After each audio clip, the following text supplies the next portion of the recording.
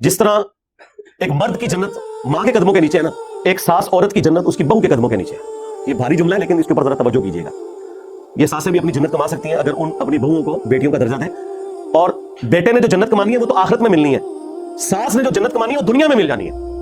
जो सास ससुर वक्त से पहले रिटायर होकर अपनी बहुओं को ड्राइविंग सीट पे बिठा देते हैं और अपने मामलात उनके सपुर्द कर देते हैं, जनाब याशी की जिंदगी गुजारते हैं। उन्हें टाइम पे इस्त्री हुए कपड़े भी मिलते हैं, खाना भी मिलता है। रिटायर्ड हो जाओ ना किचन से भी, हर मामले से बस चुप करके यार यूट्यूब हाफिज़हुल्लाह 1000 साल की भी जिंदगी हो आप तो गुजारी जा सकती है। अल्लाह का कितना बड़ा ये फजल है यूट्यूब। अगर ये यूट्यूब ना होती तो ये बूढ़ों के जो गिले शिकवे हैं कभी खत्म ना होते जो पहले थे कि मेरे पोते नहीं मुझे मिलते, मेरी पोतियां नहीं मिलती, सलाम नहीं करते, क्योंकि पूरे दिन में उनके पास कोई एक्टिविटी नहीं होती थी ना। और आज पोते पोतियां चले भी जाए ना तो वो कहते हैं आखिरी किस चल रही ड्रामे की बात ही चाहिए होती। और पॉजिटिवली भी आप प्रोग्राम इतने माशाल्लाह मजहबी प्रोग्राम भी आप देखें। मैं कहता हूँ जी बुढ़ापा गुजारना, रिटायरमेंट के बाद की जिंदगी गुजारना आसान कर दिया है सोशल मीडिया ने माशाल्लाह। बैरियर टाउन की या डिफेंस हाउसिंग की मस्जिदें या कैंट एरिया की मस्जिदें कितनी साफ सुथरी हैं। सारा इलीट क्लास इंटेलिजेंशिया आके वहाँ नमाज पढ़ता है, या ऑफिस में जो मस्जिदें वो तो आप रखें। बाकी मैं बिल्कुल आपके साथ हूँ कि फजूल खर्ची मस्जिद में करना, और सबसे बड़ी फजूल खर्ची जिसकी तरफ किसी की नजर नहीं जाती वो मीनार है। मीनार बस आप इतना रखें कि एक निशानी के लिए ठीक है कि दूर से पता चल जाए। वो मस्जिद जो है 10 फुट की है और मीनार 70-80 फुट का साथ रखे। ऐसी मस्जिद में आपको बताऊं जेलम में जहां मस्जिद के अंदर 20 से 25 नमाजी नहीं पूरे आते और साथ मीनार उन्हें जिद्दो जिद्दी खड़ा कर दिया 100 फुट का। जी लोगों के लिए कर यार, ये मुसाफिरों के लिए तो मीनार तब होगा जब किसी रोड के ऊपर मस्जिद है, वो भी जरूरत नहीं रोड पे नजर आ जाएगी।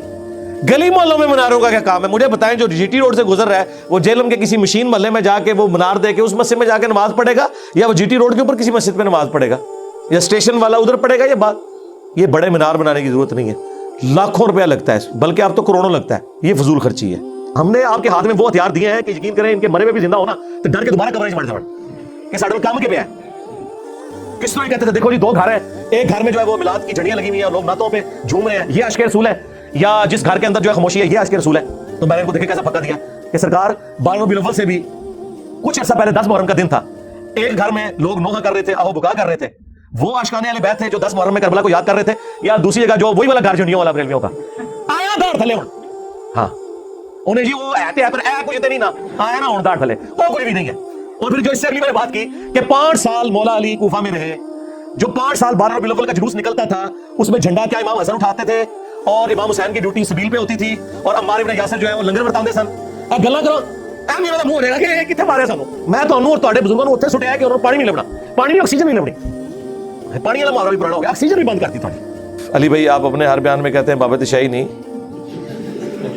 हमें बताएं वो कौन से बाबे हैं। आपके बाबे हैं उनको मैं कहता हूं कोई शायद नहीं, आप बताएं कौन कौन से हैं। हमारे जो बाबा जान है उनकी तो कब्र है मदीने में सल्लल्लाहु अलैहि वसल्लम, और हर वो बाबा जो हमारे बाबे को बाबा माने और उनके साथ गद्दारी ना करे वो हमारा बाबा, यानी सहाबा इकराम, खुलफाए राशिदीन, अहले बैत, इमाम बुखारी, इमाम मुस्लिम रदियल्लाहु अन्हुम अजमईन व रहिमहुमुल्लाह अजमईन व अलैहिमुस्सलाम अजमईन।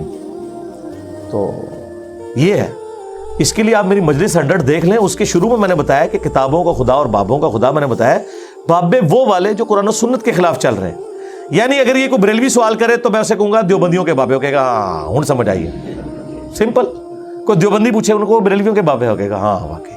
बातें हमें करते हो, जिसका जो दिल करता है जो उठ के जी इंजीनियर साहब ने कह देता वो जाओ, और कोई काम नहीं। अल्लाह के बंदो, मैं अक्सर कहता हूं कि 2 बंदों की वजह से लाखों लोगों का चूल्हा जल रहा है पाकिस्तान में, एक इमरान खान साहब और दूसरे इंजीनियर साहब। इमरान खान साहब रोजाना कोई एक बयान देने ने, सारे साफी उससे 20 लाख बना देने, पैसे कमा रहे हैं, सारे टीवी टॉक। आज इमरान खान को आप जरा पॉलिटिक्स से निकाल दें। मैं इस वक्त ना उनकी सपोर्ट में बात कर रहा हूं ना उनके इख्तलाफ में, मैं एक जनरल बात कर रहा हूं। पूरी आपकी पॉलिटिक्स, पूरे टीवी के टॉक शोज, सारे के सारे सोशल मीडिया पे जितने भी चल रहे हैं वीलॉग्स, खान साहब के एक बयान पे चल रहे होते हैं जो रोजाना वो एक देते हैं, इनकी रोजी रोटी लगाई हुई है, या फिर मौलवियों का चल रहा है तो मेरे खिलाफ एक क्लिप। जनाब इसीलिए हम खुलफाए राशिदीन के साथ हैं, आप नहीं साथ। आप 3 का तो साथ देते हो, चौथे की बारी आपकी गाड़ी का टायर पंक्चर हो जाता है या खोती मर जाती पंजाबी च। पहले गधे पे लोग सवारी करते थे ना, इसीलिए फिर मैंने अपने अंदाज में इसे समझाया कि जी पहले खलीफा के मुखालफीन कहते हैं जी मुर्तद نہیں نہیں وہ تو حضور کے زمانے میں صحابی تھے.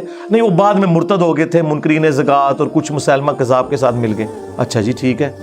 دوسرے خلیفہ کے مخالفین کہتے ہیں جی رومنز اور پرشینز کافر. اچھا اچھا اچھا بالکل ہم بھی آپ کے ساتھ ہیں. تیسرے خلیفہ کے مخالفین او جی بلوائی خارجی, حالانکہ خوارج کی ٹرم حضرت علی کے مخالفین کے لیے آئی ہے. یار وہ تو صلح حدیبیہ کے صحابی تھے, لیکن وہ جی اختلاف کیا نا جی انہوں نے, بلوائی تھے وہ. چلے ٹھیک ہے.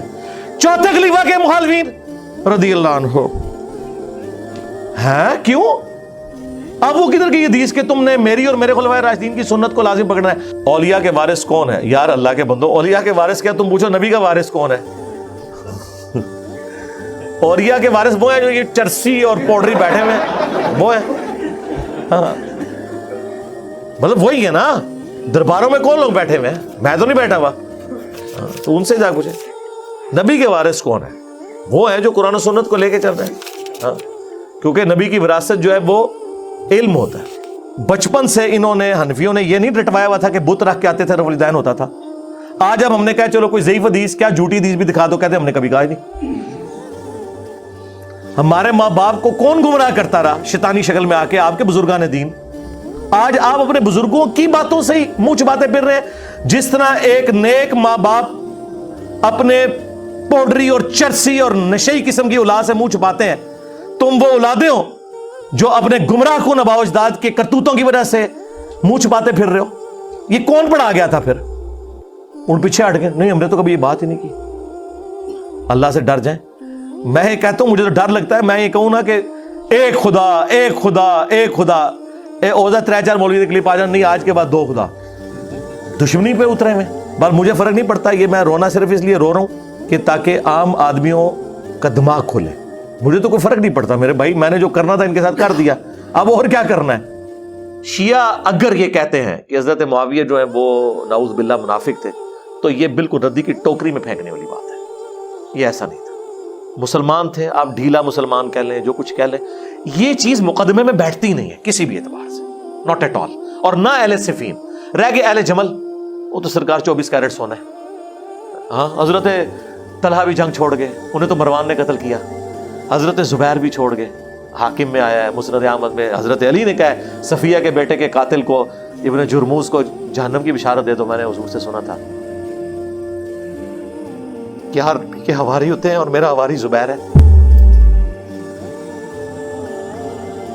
صحیح بخاری میں حدیث ہے, عبداللہ ابن زبیر کہتے ہیں میں چھوٹی عمر کا تھا تو میرے باپ کے دونوں شانوں کے درمیان ایک زخم تھا جسے میں کھیلا کرتا تھا, جو رسول اللہ کی دفاع میں بدر میں ان کو آیا تھا. پوری زندگی وہاں گوشت وہ بھرا نہیں ہے. اور عرب کی شعر